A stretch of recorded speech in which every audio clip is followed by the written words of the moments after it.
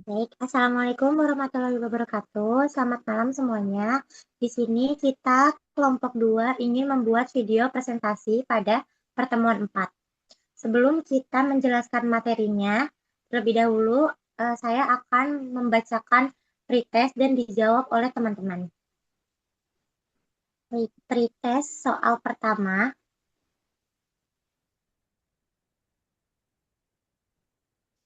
Pertanyaan yang pertama, sebutkan 4 peran strategis sektor pertanian bagi perekonomian nasional Indonesia menurut Tulus Tambunan. Dicatat ya, teman-teman. Lalu, pertanyaan kedua, jelaskan apa yang dimaksud dengan fenomena petani gurem di Indonesia dan mengapa kondisi ini menjadi tantangan besar bagi produktivitas pertanian. Lalu, pertanyaan yang terakhir, berdasarkan tantangan panjangnya rantai pasok atau supply chain malfunction yang diulas Tambunan, bagaimana para pelaku usaha rintisan pertanian saat ini menerapkan teknologi digital untuk membantu mengatasi kerugian di tingkat petani. Mungkin di jeda 30 detik untuk kalian menjawab ya, atau sudah ada yang ingin menjawab, silakan. Ya, Baik, teman-teman, saya akan kasih waktu 5 menit untuk kalian menjawab.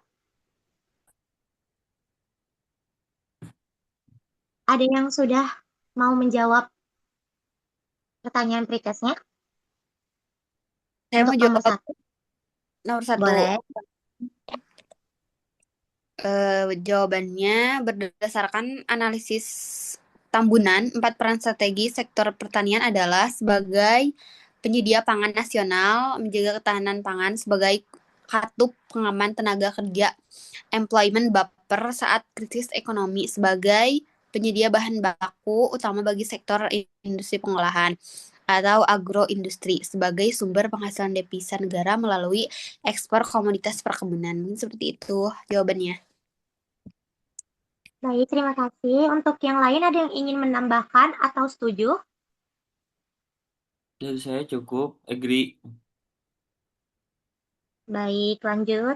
Pertanyaan nomor 2, siapa yang ingin menjawab?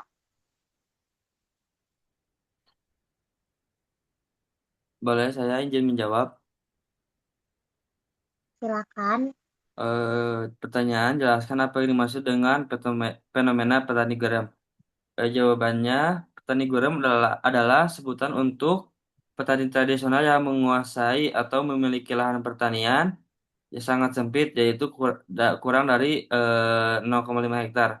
Kondisi ini menjadi tantangan besar karena lahan yang terlalu sempit membuat kegiatan tani tidak mencapai skala ekonomi ekonomi upscale. Biaya produksi per unit menjadi relatif mahal dan petani kesulitan untuk atau tidak efisien jika ingin menerapkan teknologi mekanisasi modern seperti adanya traktor besar atau mesin panen otomatis. Akibatnya tingkat produktivitas dan keuntungan yang diperoleh itu sangat minim. Mungkin dari saya segitu. Baik, terima kasih. Cukup bagus untuk jawabannya. Untuk yang lain, agree? Agree. Baik, pertanyaan yang terakhir, siapa yang ingin menjawab, teman-teman?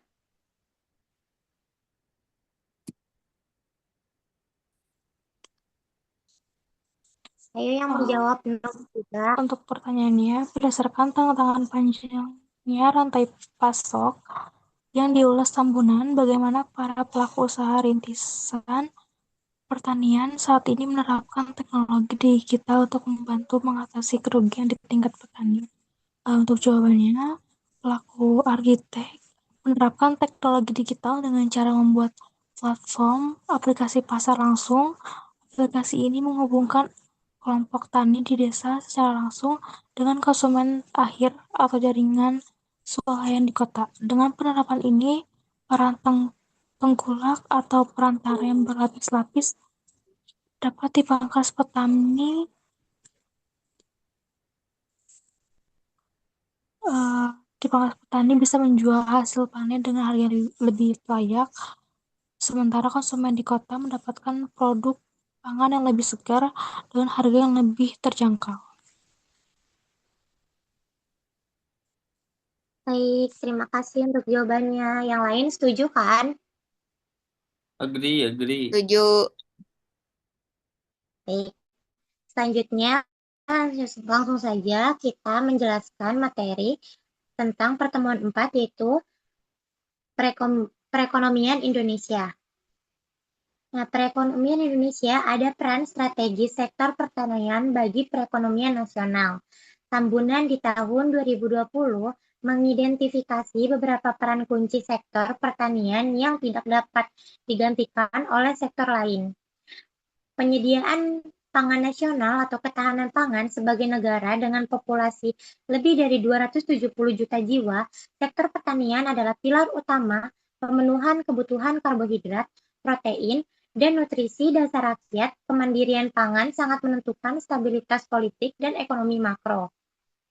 Lalu, penyediaan bahan baku industri, sektor pertanian hulu memasok bahan baku untuk industri pengolahan, yaitu agroindustri di hilir seperti industri minyak kelapa sawit, yaitu CPO atau industri tekstil, kapas atau serat, dan makanan minuman dan industri karet. Lalu sumber devisa negara melalui ekspor komoditas perkebunan seperti sawit, kopi, karet, kakao, dan rempah-rempah. Sektor itu menyumbang aliran valuta asing yang signifikan untuk memperkuat neraca pembayaran nasional. Lalu ada tantangan struktural sektor pertanian di Indonesia. Meskipun memiliki peran yang sangat besar, Tambunan 2020 menyoroti berbagai tantangan berat yang membuat produktivitas dan kesejahteraan di sektor ini sulit meroket. Alasannya yaitu masalah di lahan dan fenomena petani gurem. Konversi lahan terjadi alih fungsi, lahan pertanian subur terutama di Pulau Jawa, menjadi kawasan industri, perumahan, dan infrastruktur jalan tol secara masif setiap tahunnya. Lalu krisis regenerasi tenaga kerja. Rendahnya minat generasi muda, karena sektor pertanian mengalami krisis akut minat dari generasi muda atau milenial dan Gen Z. Bertani seringkali dipersepsikan sebagai pekerjaan yang kotor, melelahkan, miskin, dan tidak memiliki prestise sosial. Dampaknya, mayoritas pekerja di sektor pertanian saat ini berada di kelompok usia tua, yaitu di atas umur 45 sampai 50 tahun, dengan tingkat pendidikan yang relatif rendah, yaitu lulusan SD atau SMP. Hal itu menghambat adopsi teknologi pertanian modern. Lalu lemahnya akses pembiayaan dan lembaga keuangan. Banyak petani tradisional yang dianggap unbankable oleh perbankan formal karena tidak memiliki agunan atau sertifikat tanah. Pembukuan keuangan yang jelas. Akibatnya, petani sering terjebak dalam lingkaran setan utang kepada tengkulak yang mematok bunga sangat tinggi. Dan terakhir ada masalah di rantai pasok dan kelembagaan, yaitu di hasil pertanian dari desa kota sangat panjang dan berlaku. Akibatnya terjadi disparitas harga yang timpang. Harga di tingkat petani sangat murah atau petani rugi. Namun harga di tingkat konsumen perkotaan sangat mahal. Margin keuntungan terbesar justru dinikmati oleh para pedagang perantara, bukan oleh petani yang menanam. Selanjutnya ada solusi jangka panjang menurut Tambunan di tahun 2020. Untuk mengatasi tantangan tersebut, Tambunan menegaskan bahwa reformasi kebijakan pertanian tidak boleh hanya fokus pada pemberian bantuan pupuk atau benih gratis yang sifatnya jangka pendek, melainkan harus menyentuh aspek struktural, yaitu kondisi lahan, dan menggabungkan lahan sempit milik petani gurem ke dalam satu manajemen kelompok atau koperasi besar agar proses mekanisme yaitu penggunaan traktor, drone, mesin panen otomatis bisa berjalan efisien.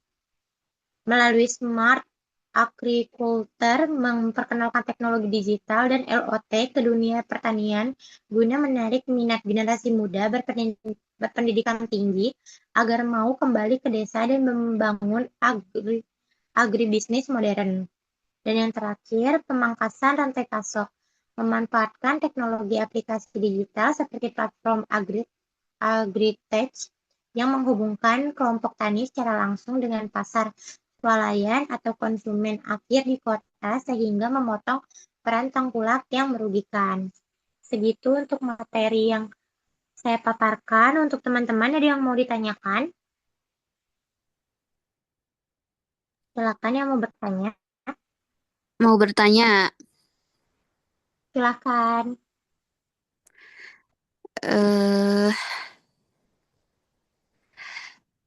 kenapa setiap kali memasuki musim panen raya, harga gabah atau sayuran di tingkat petani seringkali anjlok drastis, padahal di kota harga beras dan sayur masih terhitung mahal. Baik, terima kasih atas pertanyaannya, Teh Nisa. Langsung saja saya jawab ya. Jawabannya yaitu fenomena itu terjadi karena dua masalah utama. Yang pertama, lemahnya infrastruktur pasca panen dan permainan rantai pasok oleh tengkulak. Saat panen raya, pasokan barang melimpah secara bersamaan. Karena petani tradisional tidak memiliki teknologi penyimpanan yang memadai seperti cold storage untuk sayur atau mesin pengering gabah atau dryer, mereka terpaksa menjual hasil panennya sesegera mungkin agar tidak membusuk. Posisi kepepet itu dimanfaatkan untuk tengkulak menawarkan harga serendah-rendahnya. Sementara di tingkat kota, harga tetap mahal karena panjangnya rantai distribusi dan biaya logistik antar daerah yang tinggi. Untuk jawabannya cukup, Tianisa? Cukup, terima kasih. Baik, untuk selanjutnya ada yang ingin bertanya lagi? Izin bertanya, Kak, Boleh, Irfan, silakan. apakah tren alih fungsi lahan pertanian atau konversi lahan menjadi jalan tol atau kawasan perumahan bisa digantikan begitu saja dengan program cetak sawah baru atau food estate di luar Pulau Jawa? Baik, terima kasih atas pertanyaannya. Langsung aja saya jawab ya. Uh, Jawabannya tidak bisa digantikan secara instan karena adanya perbedaan karakteristik kesuburan tanah dan ekosistem. Sawah-sawah di Pulau Jawa, terutama yang terkena dampak konversi, rata-rata adalah lahan vulkanis yang sangat subur dengan sistem irigasi yang sudah matang selama puluhan tahun. Sementara itu, proyek cetak sawah baru di luar Jawa, seperti di Kalimantan atau di Papua, seringkali menghadapi tantangan lahan gambut atau tanah posolik yang tingkat keasamannya tinggi, sehingga membutuhkan waktu lama, biaya besar, dan teknologi khusus untuk menjadikannya seproduktif sawah di Jawa. Untuk jawabannya apakah cukup, Pak? Oh, cukup. Sangat puas. Baik, terima kasih. Untuk yang lain ada yang mau bertanya lagi? Saya Kak izin bertanya, Boleh, Teh Tessa, silakan. banyak anak muda zaman sekarang yang sukses berbisnis sayuran hidroponik di perkotaan. Nah, apakah tren tersebut itu bisa menjadi solusi mutlak untuk mengatasi krisis ketahanan pangan nasional kita? Baik, terima kasih atas pertanyaannya. Jawabannya yaitu urban farming dan hidroponik adalah inovasi yang sangat bagus untuk memasak sayuran segar berkualitas tinggi seperti selada, pakcoy, atau tomat cherry bagi masyarakat perkotaan. Namun, tren ini belum bisa menjadi solusi mutlak bagi ketahanan pangan nasional. Mengapa? Karena pilar utama ketahanan pangan kita adalah komoditas pangan pokok strategis skala besar, seperti padi atau beras, jagung, dan kedelai. Komoditas tersebut membutuhkan lahan sereal yang sangat luas atau berhektar-hektar dan paparan tanah alami yang tidak bisa diakomodasi oleh sistem hidroponik perkotaan yang lahannya terbatas. Seperti itu, Teh. Apakah cukup? Cukup, terima kasih. Baik, terima kasih atas pertanyaannya, teman-teman. Lanjut aja, kita post test karena waktu. Oke, untuk post testnya, pertanyaan post test pertama yaitu analisislah bagaimana hubungan sebab akibat antara krisis generasi tenaga kerja atau penuaan petani dengan rendahnya adopsi teknologi pertanian modern di pedesaan Indonesia. Dicatat ya. Lalu, pertanyaan kedua, setiap tahun pemerintah mengalokasikan anggaran besar untuk subsidi pupuk dan benih pada petani berdasarkan analisis tantangan struktural. Menurut Tambunan, evaluasilah apakah kebijakan subsidi input tersebut sudah efektif menyelesaikan akar masalah kemiskinan petani. Pertanyaan terakhir, rancanglah sebuah program strategis terintegrasi yang dapat diaplikasikan oleh pemerintah daerah untuk mengubah persepsi negatif sektor pertanian dan menarik minat generasi muda agar mau terjun ke bisnis pertanian. Baik, untuk jawabannya saya kasih waktu 5 menit teman-teman untuk mencari jawaban. Saya tunggu. Baik, teman-teman, 5 menit sudah berlalu. Siapa yang ingin menjawab pertanyaan post-test pertama? Saya, Kak. Silakan, Teh Anissa. Baik, jawabannya yaitu hubungan sebab akibat saling mengunci secara struktural. Sektor pertanian kurang diminati oleh generasi muda berpendidikan karena dianggap tidak prestisius dan tidak pasti secara finansial. Akibatnya, mayoritas tenaga kerja tani yang tersisa saat ini adalah kelompok usia tua dari di atas 45-50 tahun dengan tingkat pendidikan formal mayoritas hanya lulusan SD atau SMP. Lalu akibatnya karakteristik demografi petani tua yang berpendidikan rendah ini menciptakan resistensi atau keterbatasan kemampuan dalam mempelajari, mengoperasikan, dan mendanai teknologi pertanian berbasis digital, mekanisasi canggih maupun smart agrikultur. Kegagalan regenerasi ini secara langsung menyebabkan proses modernisasi teknologi di sektor pertanian berjalan sangat lambat. Mungkin seperti itu jawabannya dari saya. Baik, terima kasih teman-teman. Apakah setuju? Setuju. Oke, selanjutnya pertanyaan nomor 2, siapa yang ingin menjawab? Saya aja menjawab. Silakan, Teh Tessa. Untuk pertanyaannya, setiap tahun pemerintah mengalokasikan besar subsidi pupuk dan benih pada berdasarkan analisis tantangan struktural menurut Tambunan. Evaluasilah apakah kebijakan subsidi input tersebut sudah efektif menyelesaikan akar masalah kemiskinan petani. Untuk jawabannya, kebijakan subsidi input atau pupuk dan benih dinilai kurang efektif jika dijadikan senjata utama untuk mengentaskan kemiskinan petani secara jangka panjang. Subsidi tersebut hanya menyelesaikan masalah ongkos produksi jangka pendek. Akar masalah kemiskinan petani di Indonesia ini bersifat struktural, yaitu kepemilikan lahan yang terlalu sempit, guram, lemahnya posisi tawar akibat permainan tengkulak, serta minimnya akses ke pembiayaan bank resmi. Ini menimbun subsidi pupuk tanpa membenahi tata niaga pasar dan tanpa melakukan konsolidasi lahan tidak akan bisa menaikkan kelas kesejahteraan petani secara signifikan. Itu aja, Kak. Terima kasih atas jawabannya. Dari teman-teman, apakah setuju untuk jawaban Teh Tessa? Atau ada yang ingin menambahkan? Agree. Baik, pertanyaan terakhir, siapa yang ingin menjawab? Saya dengan terakhir ingin menjawab.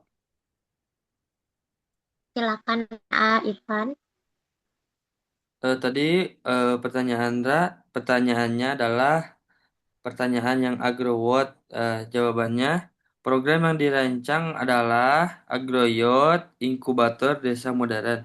Fasilitas konsolidasi lahan, Pemda menyediakan atau menyewakan lahan tidur milik negara atau daerah dalam skala besar untuk dikelola oleh komunitas pemuda pemenang program inkubasi dalam sistem corporate farming. Suntikan teknologi terintegrasi atau smart farming, pemuda tidak diajarkan mencangkul manual, melainkan difasilitasi dengan teknologi smart agriculture seperti penggunaan drone, penyemprot pupuk, atau sensor kelembapan, dan sistem hidroponik greenhouse otomatis yang ramah teknologi digital.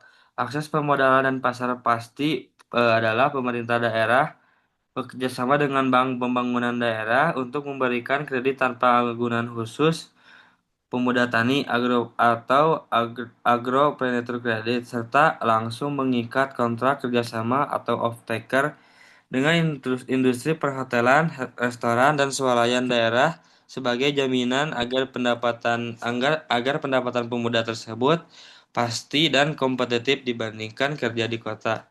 Mungkin cukup segitu, sekian dari saya. Baik, terima kasih untuk jawabannya. Teman-teman udah pasti setuju ya? Apa ada yang ingin menambahkan? Cukup. Setuju. Baik, Setuju. untuk nilai-nilai pretest yang di awal, siapa yang 3? Dan Irfan siapa 3. yang 2? Irfan 3. Tessa, 3, Kak. Tessa? Saya 2. Baik. Terakhir. Nilai postesnya, siapa? Teh Tessa berapa nilai postesnya? 3 juga, Kak. Irfan, Saya 3. Teh Anissa untuk postes. 3. Baik, terima kasih. Mungkin sekian untuk presentasi video kami. Mohon maaf jika ada kesalahan. Wassalamualaikum warahmatullahi wabarakatuh. Waalaikumsalam.